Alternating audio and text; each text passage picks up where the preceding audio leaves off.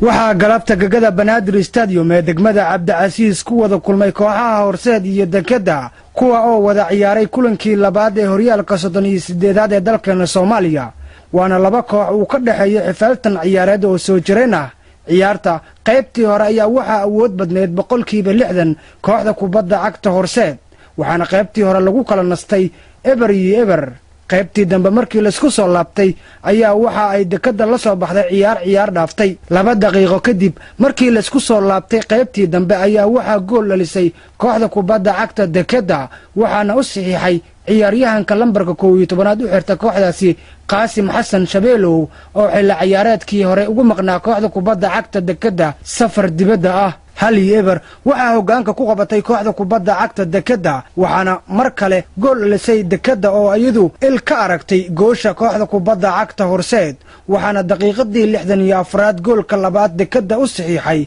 Maxamed Cabdullaahi Abooki oo lambarka 15aad u xirta kooxdaasi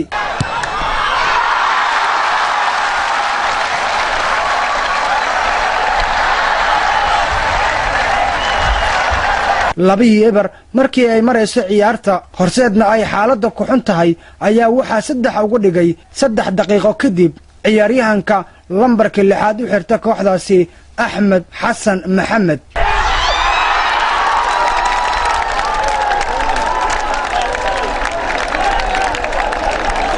saddex eber waxa lagu xasuuqay kooxda kubadda cagta Horseed caawa iyo maalin ciyaarta markii ay soo ilaatay ayaa waxa inoo suurta gashay in aynu wareysano labada kabtan ee Horseed iyo Hegan oo ah laba walaalo waa Mahad Maxamed Mahad oo ah kabtanka kooxda kubadda cagta Horseed iyo Cabdiwaaxid Maxamed Mahad waxaana hadaladoodii kamid ahaa alxamdulillah ugu diliyay laakiin guulna waa cadinayo intan maantana ciyaarta koowaad ciyaarta insha Allah ciyaar badan dhiman waan ka faa'iideynaa haduu Ilaahay ma idin maantana inaan bulsho naga badso waan qanacsanaa saadeenina inaan dheelisteena wax meel laakiin bulsho aan faraxsanahay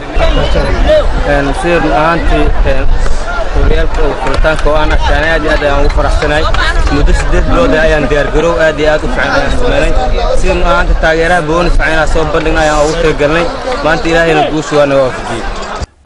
kulanka xiga ayaa waxa gagada Banaadir Stadium ku wada ballansan kooxaha Banaadir iyo Safana Axmed Salaad Shiiqow telefishinka qaranka Muqdisho